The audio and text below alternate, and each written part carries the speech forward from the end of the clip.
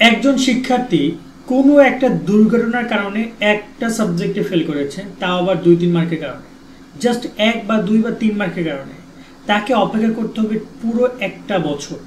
1 বছর পরে গিয়ে সে আবার ফর্ম ফিল আপ করবে, দেন আবার প্রিপারেশন নেবে, দেন আবার এক্সাম দিবে। নাম্বারটা কিন্তু এক। এই জায়গায় কত লাখ লাখ শিক্ষার্থীর স্বপ্ন প্রতি বছর ভেঙে যাচ্ছে, সেটা কি কেউ ভেবে দেখেছো? অভিভাবকরা আপনারা কি মনে করেন, কেউ কি ভেবে দেখেছেন যে এই জায়গায় একজন শিক্ষার্থী তার একটা সাবজেক্টে ফেল, সে একটা বছর অপেক্ষা করছে, এই 1 বছরে তার উপর দিয়ে কি পরিমাণে প্রেশার যাচ্ছে, সে মানসিকভাবে একটা প্রেশার তো নিচ্ছে, সে ফেল করেছে। সমাজের চোখে এই মুহূর্তে একটা শিক্ষার্থী একটা ফেল করা, তাকে তো সবাই একটু তো বাঁকা চোখে দেখি।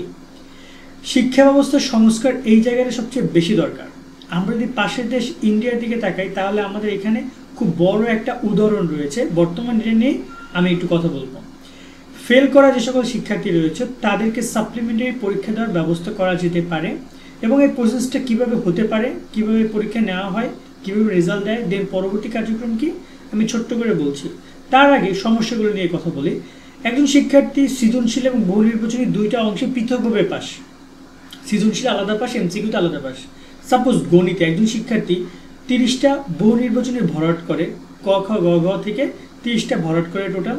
যদি কোনো শিক্ষার্থী 10টা হয় তবে সে পাস করবে, যদি তার 9টা হয় তাহলে সে ফেল। এই জায়গায় 1 মার্কের জন্য ফেল করছে। এখন ওই শিক্ষার্থীর প্রিপারেশন কিন্তু ভালো ছিল, কোনো একটা দুর্ঘটনার কারণে হয়তো সে অসুস্থ ছিল, হয়তো বা দেখা যায় একটা দুর্ঘটনা ঘটেছে, অথবা দেখা গেল যে পরিবেশগত কোনো সমস্যা, একজন শিক্ষার্থী কিন্তু নানাবিধি কারণে ফেল করতে পারে।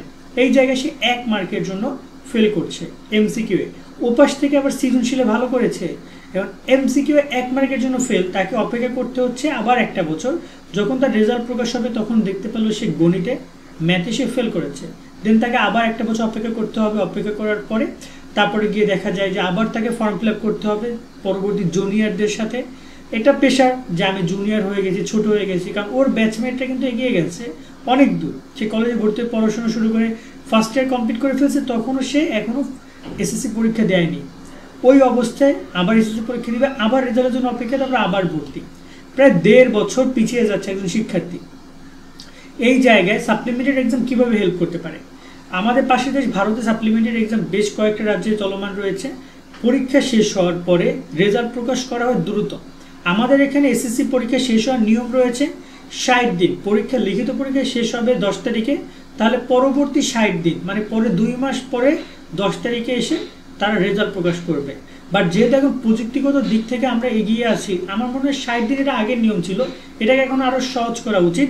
60 দিনের জায়গায় 40-45 দিনেও রেজাল্ট প্রকাশ করা পসিবল, যদি শিক্ষা মন্ত্রণালয়ের কর্মকর্তারা বা বোর্ডের কর্মকর্তারা একটু হলেও কষ্ট করে, অথবা যদি দ্রুত তাদের প্রযুক্তিগত বিষয়গুলোর প্রতি যেখানে টাইম বেশি করে যাচ্ছে সেগুলোকে মানে কথা হচ্ছে এখানে তারা ম্যানেজ করে নিতে পারে। 40-45 দিনে এসএসসি রেজাল্ট প্রকাশ করা পসিবল। রেজাল্ট প্রকাশ করার পরবর্তী 5 থেকে 7 দিনের মধ্যে ফর্ম ফিল আপ করার সুযোগ দেওয়া হবে যারা কিনা শুধুমাত্র সাপ্লিমেন্টারি পরীক্ষা দিতে চায়। হতে পারে এটা গ্রেড, যেমন গ্রেড সি অথবা ডি, এরকম একটা গ্রেড দিতে পারে, যে এরাও অ্যাপ্লাই করতে পারবে, কারণ অনেকে নাম্বার কম পাইছে, তার দরকার একটু নাম্বার, তাহলে এটা ভালো কলেজ পাইতো, অথবা ভালো দেখা যায় জিপি 5 আসতো, 1 মার্কে 2 মার্কের কারণে সে তার এ প্লাস পাচ্ছে না। এই জায়গায় সেই সকল সাবজেক্টও শিক্ষার্থী চাইলে পরীক্ষা দিতে পারবে, এবং যারা ফেল করেছে তারা পারবে। এরকমের যতগুলো সাবজেক্টে শিক্ষার্থী পরীক্ষা দিতে চায় তার জন্য একটা ফর্ম ফিল আপ করার সুযোগ দেওয়া হবে। সর্বোচ্চ 3-4 দিন বা 1 সপ্তাহ ফর্ম ফিল আপ চললেই হলো। শিক্ষার্থীরা স্কুলে গিয়ে ফর্ম ফিল আপ অংশগ্রহণ করবে, দেন তারা সরাসরি দেখা যায় এরপর রুটিন পাবলিশ হবে যে অমুক তারিখের পরীক্ষা, অমুক তারিখ, প্রতিদিন পরীক্ষা নেওয়া হোক, লাগলে 2টা পরীক্ষা নেওয়া হোক, সকালে বিকালে ম্যানেজ করে দ্রুত পরীক্ষা, সর্বোচ্চ 1 মাসের মধ্যে একটা গ্যাপ দিয়ে তারা পরীক্ষা রেজাল্ট প্রকাশ থেকে 1 মাসের মধ্যে একটা গ্যাপ দিয়ে তারা কিন্তু সাপ্লিমেন্টারি এক্সামটা নিতে পারে। এসএসসি সাপ্লিমেন্টারি এক্সাম নিলে দেখা গেলো যে একজন শিক্ষার্থী ফেল করেছে, ঠিক আছে, সে আবার 1 মাস পরে সাপ্লিমেন্টারি এক্সাম দিবে, এক্সাম দিয়ে সে তার রেজাল্টের জন্য অপেক্ষা করবে। কিন্তু এখানে শিক্ষা বোর্ড বর্তমানে যেটা করছে, শিক্ষা মন্ত্রণালয়, তারা রেজাল্ট প্রকাশের পরের দিন গিয়ে তারা সুযোগ দিচ্ছে এখানে একটা বোর্ড চ্যালেঞ্জ করার। বোর্ড চ্যালেঞ্জ মানে হচ্ছে খাতাগুলো তুমি ওই খাতা আরও একবার চ্যালেঞ্জ করতে পারবা। অলরেডি কিন্তু শিক্ষার্থী ওই খাতা একবার ফেল করে আসছে, তার বোর্ড চ্যালেঞ্জ করার তো দরকার নাই। গত বছর এসএসসি 2025-এ প্রায় 4 লাখের কাছাকাছি বোর্ড চ্যালেঞ্জ করেছে। রেজাল্ট পরিবর্তন সবগুলো বোর্ড মিলিয়ে 4 লাখ স্টুডেন্ট অ্যাপ্লাই করলেও সেখানে রেজাল্ট পরিবর্তন 10,000-এরও হয়নি।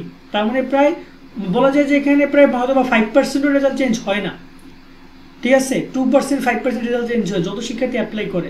তো বোর্ড চ্যালেঞ্জ আমার কাছে মনে হয় যে এটা একটা বিজনেস, কারণ 150 টাকা করে প্রত্যেকটা সাবজেক্টে নেয়, 4 লাখ স্টুডেন্ট অ্যাপ্লাই করলে অনেক কোটি টাকা উঠে যায়, কিন্তু শিক্ষার্থীদের রেজাল্ট কিন্তু চেঞ্জ খুবই কম হয়, 5,000 10,000 শিক্ষার্থীর রেজাল্ট চেঞ্জ হয়।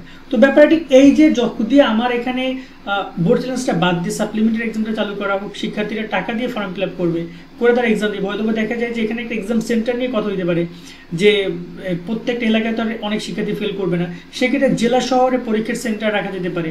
জেলা শহরে পরীক্ষা সেন্টার, কারণ দেখা যায় উপজেলা পর্যায়ে সর্বোচ্চ 100-200 শিক্ষার্থী ফেল করবে, বাট এরকম 10টা উপজেলা নিয়ে কিন্তু একটা জেলায় একটা পরীক্ষা কেন্দ্র করা যায়। সেক্ষেত্রে স্কুলগুলোকে কেন্দ্র করে জেলা সদরে বা জেলা শহরে বা বিভাগীয় পর্যায়ে পরীক্ষা নেওয়া যেতে পারে। ঠিক আছে, এভাবে পরীক্ষার ব্যবস্থা করা যেতে পারে। যেভাবে হোক না কেন একটা সাপ্লিমেন্টারি এক্সামের প্রসেসটা সেটা সরকার ভালো জানে, শিক্ষা মন্ত্রণালয় ভালো জানে।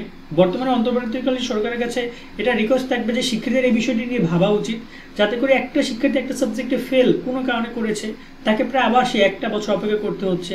এই এক বছরও তার উপর দিয়ে যে ঝড় যাচ্ছে সেটা আসলে কিন্তু কোনোভাবেই বলার ভাষার প্রকাশ করার যোগ্য কিন্তু নয়।